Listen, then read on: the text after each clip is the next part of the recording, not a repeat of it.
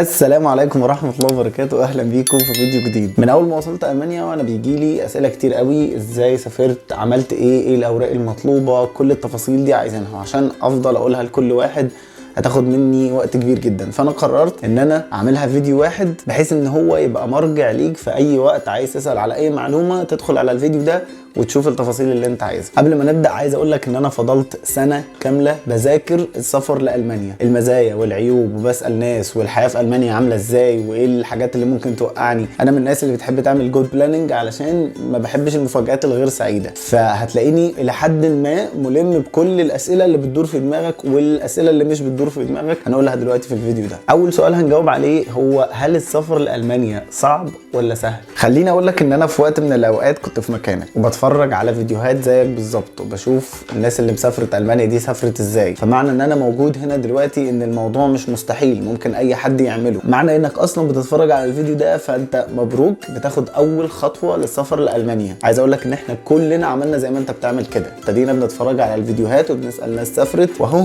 ادينا في المانيا. وانا بتفرج على الفيديوهات زيك بالظبط، عمري ما تخيلت ان انا في يوم من الايام هوصل المانيا وهبتدي اساعد الناس واساعد غيري ان هم يحصلوني. فعقبالك انت كمان لما تيجي المانيا وتبتدي تساعد صحابك وتساعد اهلك ان هم يحصلوك. الموضوع فعلا مش مستحيل، هو ممكن يكون صعب شويه بس مش مستحيل. تاني سؤال هنجاوب عليه وهو ايه اكتر حاجه لازم تكون معايا علشان اقدر اجي المانيا. طبعا انت مستنيني اقول لك الحساب البنكي واللغه والكلام، لا، اهم حاجه لازم تبقى معاك وانت بتجهز الاوراق وبتجهز الحاجات دي كلها هو الدافع. الدافع هو الحاجه الوحيده اللي هتخليك تكمل المشوار ده للاخر. فاسال نفسك الاول، هل انا فعلا عايز اسافر المانيا ولا نص نص؟ ناس كتير بتزهق وبتستسلم من اول الطريق لان الاوراق بتاخد وقت شويه وفيها تفاصيل كتير، بس زي ما بقول لك مش مستحيله. اي حد اللي قبلينا عملوهم واحنا كمان عملناهم، فانت كمان ممكن تعمل كده. يعني الموضوع مش مستحيل، بس يبقى الدافع جواك قوي. هنفترض جدلا بما انك لسه بتتفرج معانا لحد اللحظه دي فانك فعلا عايز من قلبك بجد تسافر المانيا. ايه بقى السؤال المهم، السؤال الثالث، ايه اهم الخطوات والاوراق والتفاصيل اللي هتحتاجها علشان تيجي المانيا؟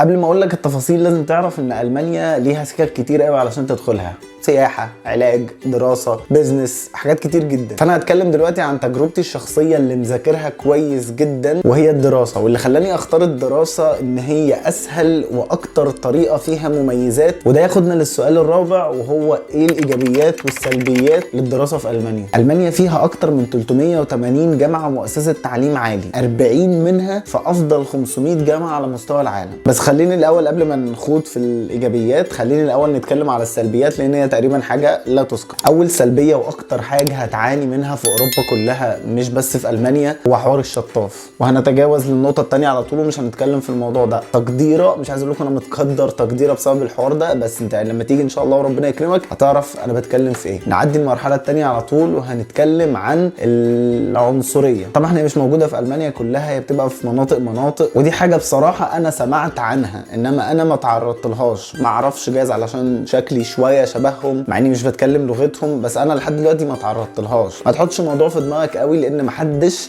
يقدر يعمل لك حاجه خصوصا في المانيا، محدش يقدر يأذيك حتى نفسيا. ثالث سلبيه وهي السكن واسعار السكن هنا بتبقى غاليه شويه، تقريبا هي اكتر حاجه هتكلفك في الشهر. بس لو انت دي ميزه الطالب بقى، لو انت دخلت مثلا في الكامبوس او المدينه الجامعيه بتاعه الجامعه اللي انت جاي لها هيبقى الاسعار فيها كويسه. ستيل غاليه بس مقارنه ببره الجامعه هتبقى كويسه ورخيصه عن بره الجامعه. رابع واخر سلبيه من وجهه نظري وهي حاجز اللغه الالمانيه. مش هقول لك صعبه، بس انا في مصر ما كانش عندي طاقه ان انا ادرس لغه الماني تاني، ما كانش عندي طاقه اصلا ان انا اتعلم، لان فكره السفر لالمانيا دي لما اسافر ابقى ادرس لغه. انا لسه قاعد هنا في مصر ولسه الحلم ما اتحققش ولسه، فما كانش عندي طاقه او دافع قوي ان انا ادرس الالماني ممكن نقول صعب برضو بس ناس اتعلمته فمش مستحيل. انا بكلمك دلوقتي وانا ما اعرفش ولا كلمه في الالماني، بس مستقبلا هتعلمه وهبقى كويس فيه لان الناس اللي قبلي اتعلموه، فانا سهل جدا ان انا اتعلمه. خصوصا وان هنا اللغه مهمه شويه، هتحتاجها وانت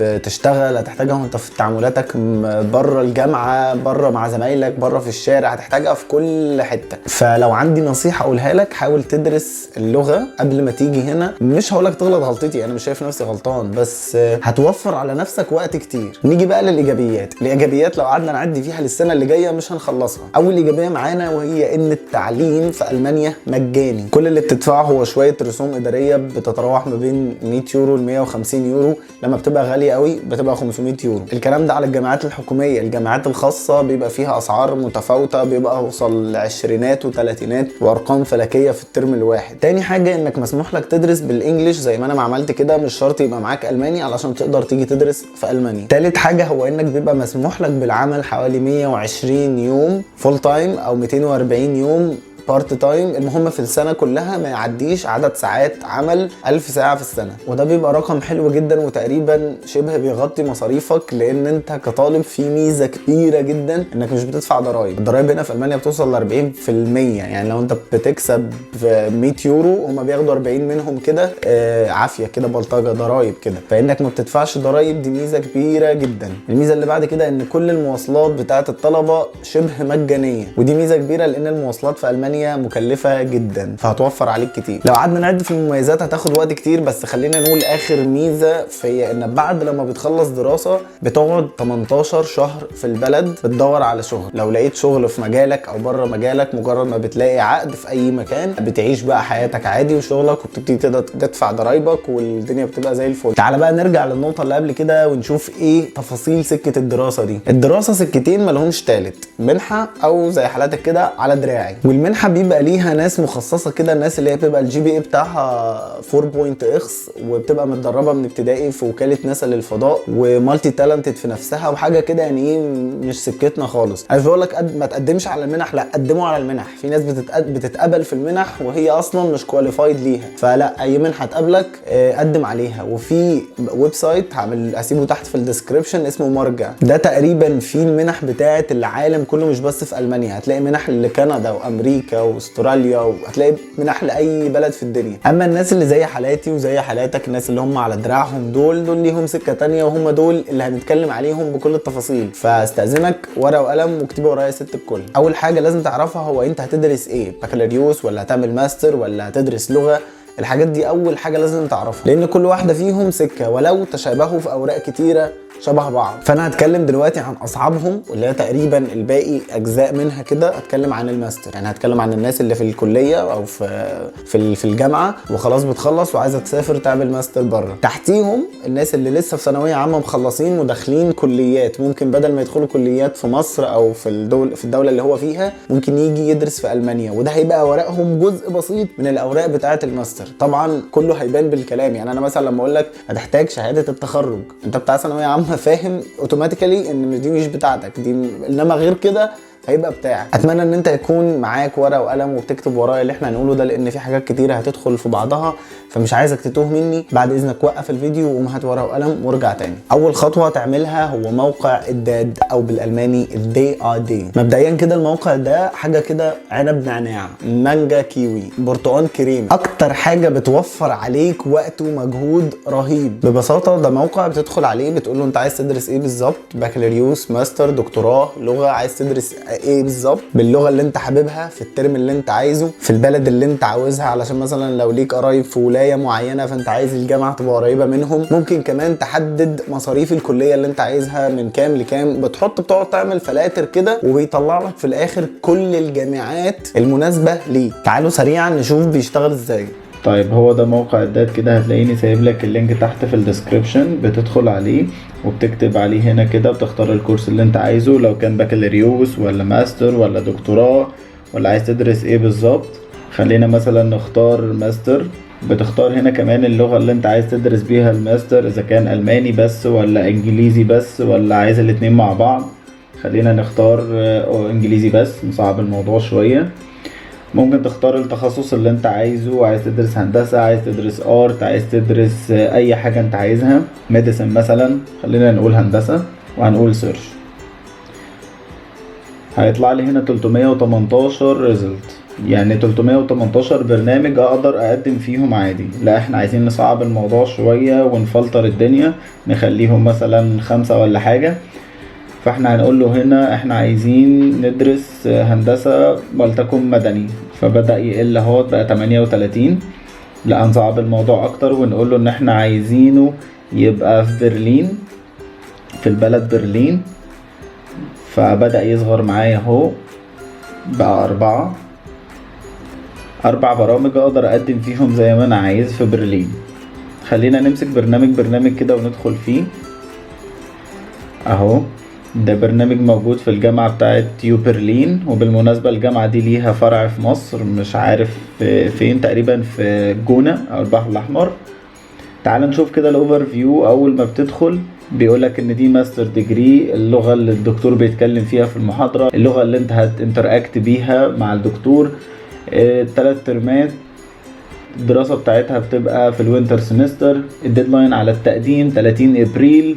المصاريف بتاعتها 500 يورو في الترم. طبعا دي جامعة غالية شوية علشان خاصة.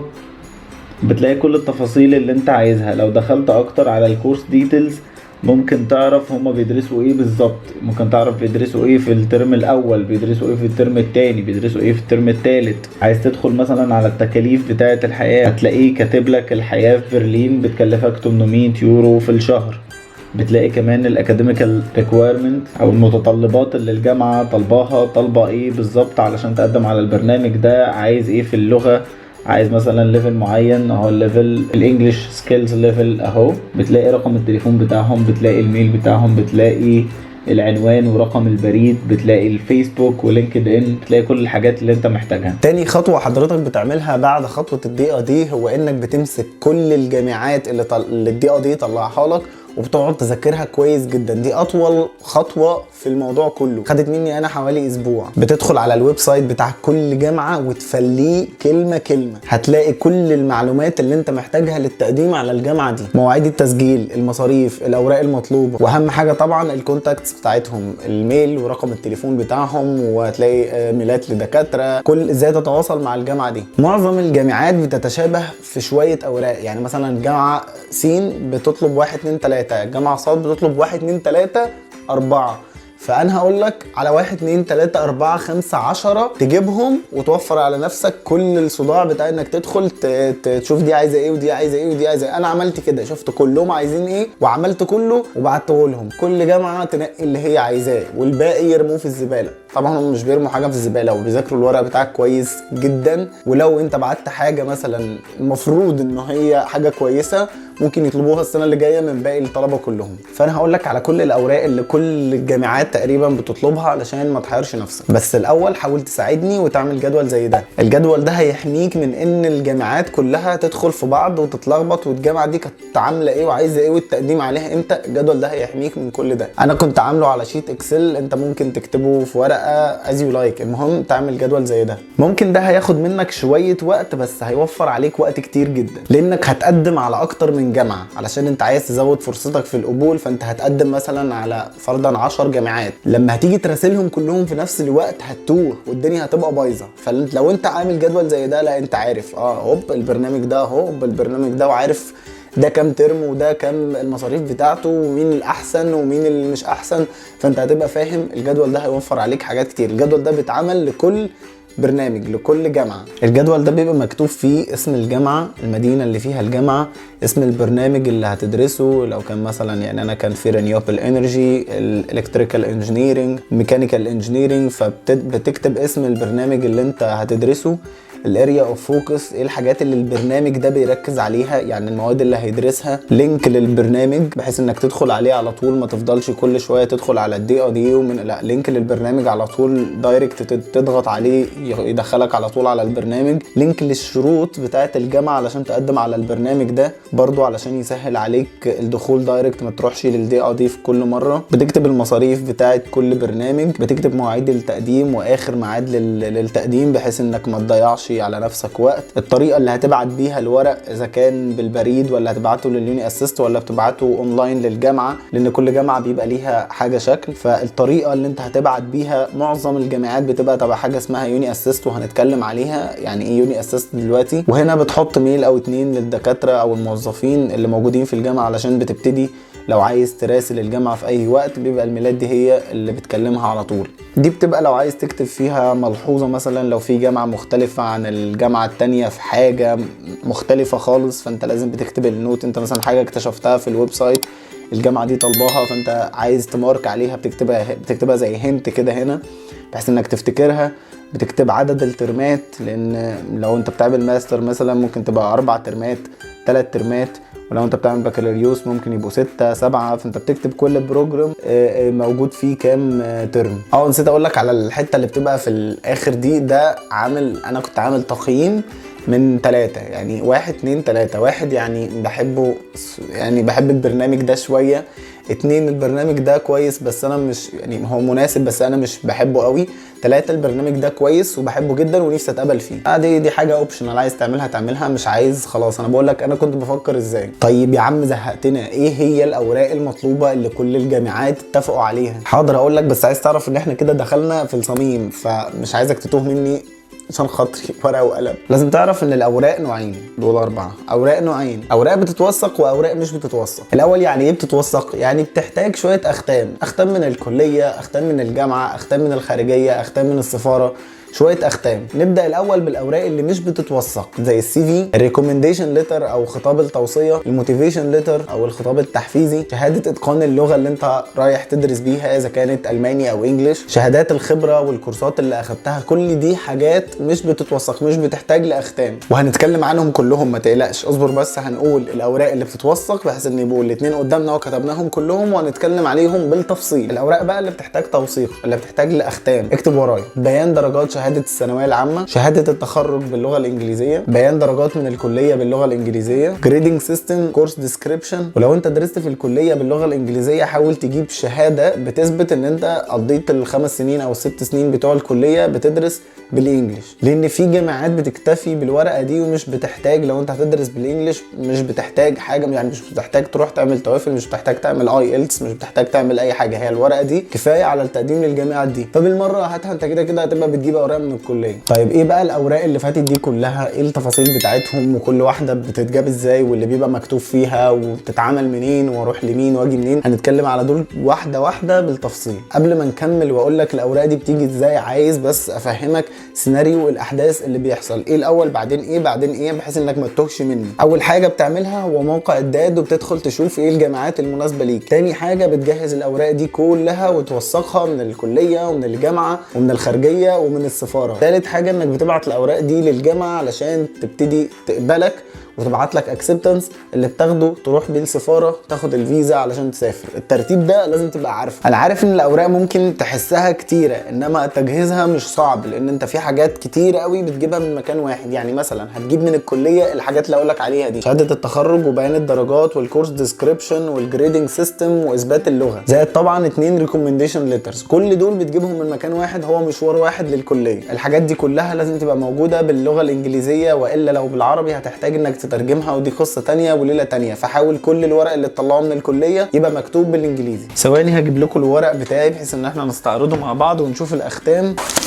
خليني اوريكم شويه الاختام، مش عارف باينه ولا لا، بس هي الاختام بتبقى حاجه زي كده. دي الاختام، وبيبقى في الظهر كده الختم بتاع السفاره، وبيبقوا كلهم متدبسين في تدبيس واحد. اوعى تفك الدبوس ده لاي سبب من الاسباب، بيبقى عليه موجود ختم كده، مش عارف باين ولا لا. نبتدي باول ورقه وهي شهاده التخرج، تبقى بالانجليزي زي ما انتم شايفين كده. تاني ورقه بيبقى الترانسكريبت. الترانسكريبت ده بيبقى موجود فيه كل المواد اللي درستها بالتقدير بتاعها. يعني انت جايب كذا في ماده كذا، جايب التقدير بتاعها كذا، بي بلس سي بلس، على حسب انت جامعتك بتتعامل بكريدت اور ولا لا. المهم هم الموظفين بيبقوا عارفين، هتقول لهم بيان درجات او ترانسكريبت هيجيب لك كل ده. ثالث ورقه وهي اثبات اللغه، انك قضيت ال5 سنين بتوع الكليه كلهم بتدرس باللغه الانجليزيه. ولو عايزيني احط لكم الصيغه بتاعه الحاجات دي مفيش مشكله، ممكن اسيبها لكم في فايل تحت في الديسكربشن. رابع ورقه وهي الجريدنج سيستم. ايه بقى هو الجريدنج سيستم ده؟ انت بتقول لهم، بيبقى حاجه زي كده، بتقول لهم انك عندك الامتياز من كام. الامتياز عندنا مثلا كان من 95 بالجي بي اي بتاعه 4، الجيد جدا من 85، طبعا على عكس الجامعات التانية كلها، بس هو ده النظام بتاع جامعة اسكندرية، هندسة اسكندرية. فبتلاقي ارقام مختلفة، فهم علشان يحسبوا تقديرك بالالماني بيحتاجوا الورقة دي ياما ناس رجعت عليها، علشان هم عايزين يحسبوا التقدير بتاعك ده عندهم يبقى كام. فهم لازم يعرفوا نظامك عامل ازاي، لان في ايكويشن كده، معادله ممكن ابقى اوريها لكم، بتدخل فيها ارقام معينه بتحول لك الجي بي اي بتاعك من مصر او من الدوله اللي انت موجود فيها للجي بي اي الالماني. اخر حاجه بتيجي من الجامعه وهي حاجه اسمها كورس ديسكريبشن. الكورس ديسكريبشن ده بيبقى فايل زي ما انتم شايفين، هو متدبس كله في بعضه، فايل كبير كده في شرح لكل ماده انت درست فيها ايه بالظبط. لان في ناس مثلا بتبقى راحت اخدت سنتين في هندسه، مثلا هتكلم عن هندسه، اخدت سنتين في الكليه وما كملتش البكالوريوس وعايزه تطلع تكمله بره، فبدل ما تعيد من الاول، لا انت لو جايب حاجه زي كده بتقول لهم والله ان في مواد مشتركه ما بيننا وده الكورس ديسكريبشن بتاع الماده دي، فشيلوا الماده دي رجاء من عليا، فبيشيلوها، فبتوفر على نفسك وقت. طيب هتقول لي انا بحتاجها في ايه في الماستر؟ الماستر كمان ممكن يبقى فيه مواد انت اوريدي درستها في الكليه نفس الديسكريبشن بتاعها، يعني نفس الحاجات اللي جوه الماده هنا هي الحاجات اللي هنا، فبتشيلها من عليك كمان، فدي بتبقى مهمه جدا. وبرده بتاخد نفس الاختام، بتختم على اول ورقه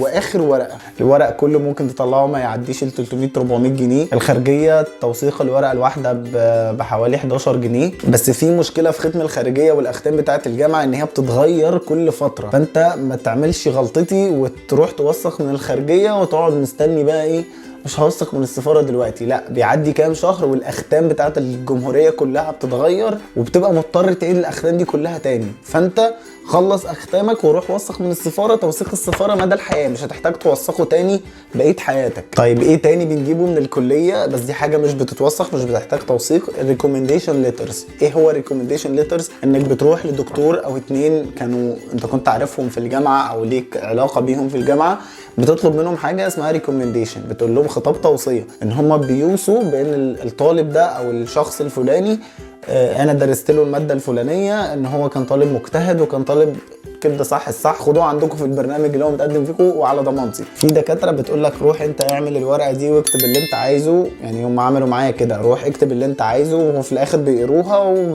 طالما هم عارفينك خلاص بيمليك الارقام بتاعته والميل الجامعي بتاعه، بتروح بتكتبها في الورقه وفي الاخر هو بيمضي عليها وشكرا. في دكاتره تانية تقول لك لا بحكم معرفتي ليك انا هكتب الريكومنديشن ليتر، فدول دكاتره ممكن يكون نقول عليهم فاضيين. الدكاتره عندنا بصراحه ما كانش عندهم وقت، يعني انا كنت بطلب منهم الحاجات دي واحنا بنجري جنبهم كده، اللي هو يعني هو ماشي رايح محاضره او جاي من محاضره او رايح لاب او احنا بنجري جنبهم علشان ناخد منهم اذن بان احنا نعمل حاجه زي كده، فبيقول لك اعملها وتعالى انا همضي عليها. كده خلصنا كل الورق اللي بيجي من الجامعه، كل دول بيجوا مع بعض من الكليه اسف. تاني حاجه بتحتاج تجيبها هي شهاده الثانويه العامه او بيان درجات الثانويه العامه، ودي بتجيبها من السيده زينب في القاهره. ده لو انت في مصر، لو انت في اي دوله تانية بتسال بجيب بيان درجات شهاده الثانويه العامه منين، وبتروح تجيبه من هناك. فلو انت في مصر بتجيبها من الاداره العامه للامتحانات في السيده زينب. اهم 3 حاجات انك تروح بنفسك محدش غيرك يروح، وتاني اهم حاجه انك تقول له الكلمتين دول، الورق ده رايح للسفاره الالمانيه وانا عايز الختم كامل. قبل ما بتروح السفاره، الخطوه اللي بعد الخارجيه على طول السفاره، بس قبل ما بتروح لازم تترجمها في مكاتب. شوف في بلدك ايه المكاتب اللي السفاره بتبقى معتمداها، او ادخل اسال حد في السفاره، ابعت لي السفاره قول لهم انا عايز مكاتب انتوا بتتعاملوا معاها للترجمه، علشان ما بيعترفوش باي حد. مجرد ما بتترجمها كده وبتاخد الاختام بتاعتها دي، بتروح تاخد ختم السفاره عادي. وبرضو اوعى تفك الدبوس ده. تالت حاجه بتحتاجها وهو شهاده اللغه. لو انت مثلا الجامعات بتبقى طالبه ايلتس، فانت بتروح تجيب لهم ايلتس. لو انت هتدرس بالالماني فانت بتروح تاخد تمتحن في جوتا، اللي معظم الجامعات بتبقى طالبه الايلتس، فانت بتروح البريتش كونسل وبتحدد ميعاد معاهم، تقول لهم انا عايز امتحن، تقعد تذاكر قبل الامتحان بفتره. انا اخدت حوالي اسبوع علشان تجيب الجريد اللي الجامعه طالباه. ساعات بتبقى طالبه 6.5، ساعات بتبقى طالبه 7، ساعات بتبقى 5.5 على حسب كل جامعه. المهم انت بتجتهد وبتجيب اعلى جريد ممكن تجيبه، مش هتحتاج اي اختام، يعني انت مجرد بس بتاخدها كده وتحطها مع الورق. حاجات تانية مش بتحتاج توثيق، اللي هو شهاده الخبره بتاعتك سواء انت اشتغلت في اي مكان، شهادات التدريب، الاوراق مهمه جدا في المانيا. اي شهاده تدريب، اي كورس اخدته، وتحط برضو الاوراق دي مش بتحتاج توثيق، دي بتحطها برضو زي ما هي. في ورقه كمان وهي الموتيفيشن ليتر او الخطاب التحفيزي. دي ورقه انت بتكتبها بعد لما بيجي لك الاكسبتنس من الجامعه وخلاص داخل بقى على مرحله السفاره. بتكتب الموتيفيشن ليتر دوت علشان تقول للسفاره انت عايز تسافر المانيا ليه. في شويه نوتس من كتر ما سالت الناس اللي دخلت وعملت حاجه زي كده، في شويه نوتس كنت كاتبها هقراها لكم علشان تحطوها في دماغكم كويس وانتوا بتكتبوا الموتيفيشن ليتر. الموتيفيشن ليتر بتكتب فيه انت مين ورايح تعمل ايه واشمعنى المانيا وليه الجامعه اللي انت رايحها دي بالذات، ايه خطتك بعد الدراسه. ما تشكرش في المانيا كتير وما تقولش معلومات معروفه بالفعل، ما تتكلمش كتير واختصر في الكلام، ما تخلطش بين البريتش اكسنت والامريكان اكسنت، او خلي حد، يعني انا خليت المدرس بتاعي هو اللي يراجع لي الغلطات بتاعتي قبل ما ابعتها. دايما ركز على الايجابيات، ما تقولش التعليم في بلدك وحش. خلي الكلام له فورمال قوي جد يعني قوي، وله فاني قوي لان دول مش صحابك، يعني خليه واضح ومختصر وبسيط. وبتكتب في الاخر خاتمه، يعني اتمنى ان انا اكون وفقت في ان انا اشرح الدوافع بتاعتي والجو ده بس، ونقفل الموتيفيشن ليتر على كده. الموضوع هتاخد فيه وقت، انا قعدت اكتبه اسبوع بس. اوعى تجيب فورمه ثابته من على النت لان الحاجات دي شبه بتترفض تماما، ممكن يرفضوا ورقك كله بسبب حاجه زي كده. عبر عن نفسك في الموتيفيشن ليتر ده بدماغك، اقعد اكتب فيه اسبوع زي ما انت عايز. نيجي بقى لحاجه نسينا نتكلم عليها وهو السي في. هسيب لكم لينك الويب سايت اللي انا كنت عملت عليه السي في بتاعي. كان اتعمل تقريبا السي في كله بتقعد تعدل فيه 14 يوم، مسموح لك تعدل فيه زي ما انت عايز، وبيديك كذا شكل ممكن تغير منهم، ممكن تطبعهم كلهم زي ما انت عايز، ممكن تنزلهم زي ما انت عايز في خلال ال 14 يوم دول، او تشوف حد من صحابك بيعرف يعمل سيفيهات ويعمل لك واحد، بس مش هيطلع بالكواليتي دي. فانا فضلت انه يبقى ويب سايت لان الحاجات دي ما بيبقاش فيها غلطات كتيره وبتطلع لك الحاجه زي ما انت عايزها بالظبط. كده خلصنا تقريبا كل الاوراق اللي الجامعات كلها بتطلبها، وهندخل في المرحله بتاعه ابعت الورق ده ازاي وعن طريق مين. كل جامعه بتختلف. في معظم الجامعات بتقول لك ابعت الورق مع حاجه اسمها اليوني اسيست. اليوني اسيست ده مؤسسه بتبقى موجوده ما بينك وما بين الجامعه. الجامعه بتبقى مكلفاها بان هي تراجع الورق قبل ما يوصل لها، تقول لها والله انا الريكويرمنت بتاعتي 1 2 3 10. الطالب اللي يجي لك محقق الريكويرمنت دي ابعتي لي الورق بتاعه، غير كده ما تبعتليش عشان الجامعه ايه تنفض دماغها. في المقابل اليوني اسيست ده بياخد فلوس منك ومن الجامعه. في جامعات تانية بتقول لك ابعت لنا الورق دايركت اونلاين او ابعت لنا بالبريد، بس يعني هو فتره الكورونا والازمات دي ما عادش حد بيطلب بالبريد قوي، بيبقى كله اونلاين. بعد لما بتخلص الليله دي كلها وتبعت ورقك لليوني اسيست او بتبعته للجامعه دايركت، بتقعد تستنى فتره لحد لما اليوني اسيست يرد عليك يقول لك والله انت ورقك كواليفايد للجامعه 1 والجامعه 2 والجامعه 3، واحنا بعتنا الورق ده ليهم. او في الورست سيناريو كيس اللي هو حصل معايا ده كان اسوأ حاجه، كان اليوني اسيست مش راضي يبعت الورق بتاعي لولا جامعه خالص. كنت مقدم على حوالي 10 جامعات، مش راضي يبعت، بيقول لي انت غير مؤهل لاي جامعه فيهم. اشكركم انا ما كنتش مؤهل لولا جامعه فيهم. فضلت اصر عليهم بان هم لازم يبعتوا الورق. كذبت وقلت لهم ان انا كلمت الجامعات دي وقالوا لي ان انا اوفر كواليفايد وان انا مؤهل جدا للجامعه، وهم قالوا لي بعت لنا ورقك وانت ليك فرصه كبيره في القبول. فلقوا ان مفيش مجال غير ان هم يبعتوا ورقي متدبس فيه الميل اللي انا بعته، ان يا جماعه ده الراجل ده بيقول انك انتوا اللي باعتين له بتقولوا له ان هو اوفر كواليفايد وان فرصته كبيره في القبول. راحت الجامعات دايركتلي بعتت لي ميل قالت لي، يعني في مثلا بيبعت لي قال لي ابعت لنا الميل اللي احنا قلنا لك فيه كده واحنا مستعدين نقبلك. طبعا ما ردتش عليهم منعا للاحراج ومنعا للشتيمه بالاب والاخ. وفي جامعات تانية ما عبرتنيش اصلا وما ردتش عليا، وفي جامعات لطيفه ظريفه بعتت لي الرفض على طول. فكنت بقعد بقى ايه كل يوم كده تلاقيني بفتح الميل بتاعي، اول ما بلاقي وي ريجريت تو انفورم يو ذات ما بكملش الميل، خلاص انا عارف كده ان انا اخدت ايه رفض. وبسم الله ما شاء الله اخدت رفض منهم كلهم، يعني اظن ما كانش في يأس اكتر من كده، اخدت رفض منهم كلهم. وبعد ما كنت حاجز ميعاد السفاره ومستني بس اخد الاكسبتنس من هنا وجري على السفاره اخد الفيزا وامشي، بعد ما جالي رفض منهم كلهم كنسلت الميعاد بتاع السفاره. ويشاء ربنا ان كورس منهم او برنامج منهم يبعت لي يقول لي ان في مكان فاضي لو حضرتك عايز، بعد ما بعتوا لي رفض هي نفس الشخص اللي هي انيا دي، ربنا يبارك لها يا رب، بقينا اصحاب دلوقتي، قالت لي في مكان فاضي لو حضرتك عايز تدخل البرنامج ده ممكن نعمل انرولمنت ونعمل تسجيل ونبعت لك الادميشن ليتر. مجرد ما قلت لها راح بعت لي الادميشن ليتر وبعت لي بقى ايه وراها كل الورق، وسجلت في الجامعه وحولت لهم فلوس الترم وعملت كل حاجه، وهوب لقيت نفسي في المانيا. ده لما ربنا يبقى رايد حاجه بقى. المهم علشان نكمل بس حكايتنا، بعد لما بتاخد الاكسبتنس او بيجي لك الاكسبتنس بتاع الجامعه، بتاخد الاكسبتنس ده وتحجز ميعاد السفاره. نصيحتي ليك هنا بقى، حاول تبدا بدري في تجهيز الورق، وحاول تراسل الجامعات وتبعت لليوني اسيست ورقك بدري عشان يجي لك الاكسبتنس بدري، عشان المنحيه بتاعت الجامعات دي كوم ومنحيه السفاره كوم تاني خالص. اتمنى ان انا اكون غطيت كل حاجه. اكيد في حاجات دهاليز في النص مش هينفع نتكلم فيها بتفاصيل كتيره، بس انا واثق لو انت مشيت في كل ده هتلاقي ناس كتير بتساعدك. حاجه اخيره ومهمه جدا، في جروب هسيب لكم اللينك بتاعه تحت اسمه الدارسين في المانيا. الجروب ده ساعدني كتير جدا، هتلاقي عليه تقريبا كل الحاجات اللي انا قلتها دي وزياده. تقدر تسال عليه اي حد، تدخل تكتب البوست اللي انت عايزه في اثناء ما انت بتعمل الاجراءات دي كلها، ممكن تدخل تكتب عليه اللي انت عايزه. بس لو انت من النوع اللي زي حالاتي اللي هو مش بيبقى عايز سياح، مش عايز الناس كلها تعرف ان انت بتجهز حاجه، ممكن تختار 1 أو 2 تبعت لهم رسائل على الخاص، مش لازم تسيح يعني على الجروب، لانه هتلاقي اصلا فيه 3/4 صحابك ومش قايلين لك. هخسرك انا الناس في اخر الفيديو ده. انا مبسوط ان انا كنت معاكم في الفيديو دوت، ويا رب اكون قدرت اوضح لكم الدنيا بتمشي ازاي وايه السيكونس اللي المفروض تاخدوه لحد لما تبقوا زي كده في المانيا ان شاء الله. واخر حاجه اقول لك عليها، لو انت على اليوتيوب ما تنساش تعمل سبسكرايب وتفعل زر الجرس، ولو انت على الفيسبوك ما تنساش تعمل لايك وشير وكومنت وكل الحاجات الحلوه دي لو مش هتقل عليك. السلام عليكم.